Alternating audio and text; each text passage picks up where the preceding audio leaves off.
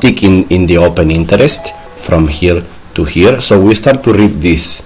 We start to concentrate. I like to do it this way when I start to check the state of the open interest on a given auction. Big wipeout, of course.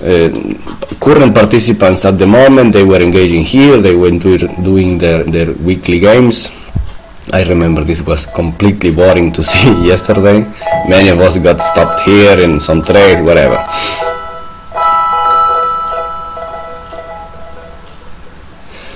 A possible trade we can make now. We have this big spike in open interest and then a reversal. A big spike in open interest that at the same time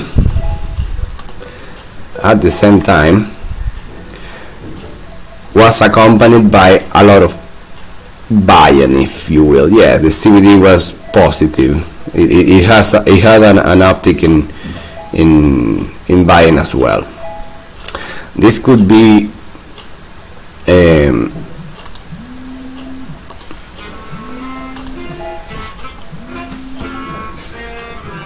sorry for that. The uptick in open interest, what in fact is showing me is that this was not a short covering rally, but it was the attempts of new buyers to enter the scene. Why new buyers? Because the overall delta increased during this period, meaning that if delta goes up, open interest goes up, you can assess that this was new buys. However, we also notice that in this small cluster here that then reversed, here we go, arrow, in this small cluster here that then reversed,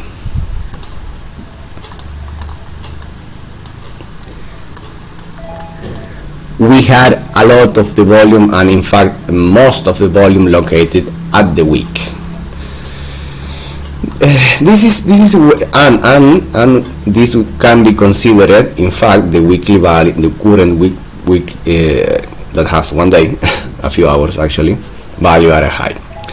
So we have one opportunity to make a trade from here that aims to capture this move until this cluster and TP aggressively in this cluster or very close to it.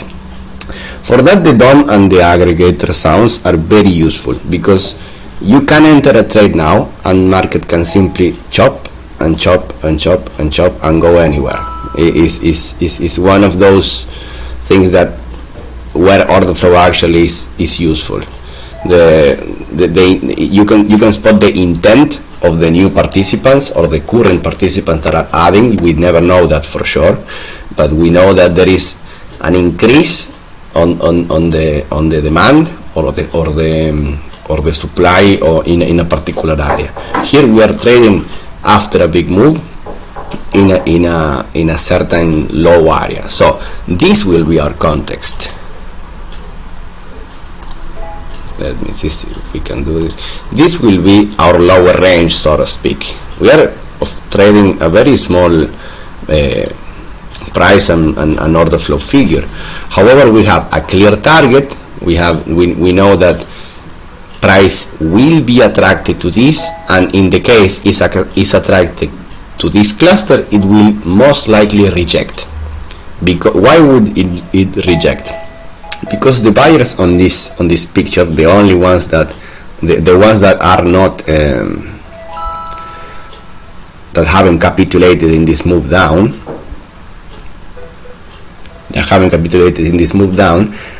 will most likely get rid of their positions here. The other read we could have made on the order flow and that I'm assessing now is that after this auction failed, the open interest in fact went down. So we have more or less minus 7 million in open interest that went down. So there is a chance that people that was here is not really as trapped as we want to, as it would be the case of this auction, for instance. People was trapped here, and in the next rotations price were quite near to it, well, they kind of have exited the positions at this stage. And now we have a new picture of open interest, and we see that in the aggregator sounds that you might not be listening as well as I am doing now, we have the start of the speeding of the tape. I consider we can either chase here, or we can as well just leave the price chop for a moment. If we consider this is an area that gives us a clear invalidation and we have a clear target, we could start placing a long here and cut in case we see the tape going against us. But this is one of the reasons where a price structure alone will not help you. I believe it's quite useful to have that order flow confirmation, both to enter and to keep it. Considerations for this trade: we can chop ourselves to oblivion basically here, because it is the danger we are accepting to take, due to the fact we want to interact here, we want to chase along. So in this case we will stop the recording for a moment and see how we develop it in a minute.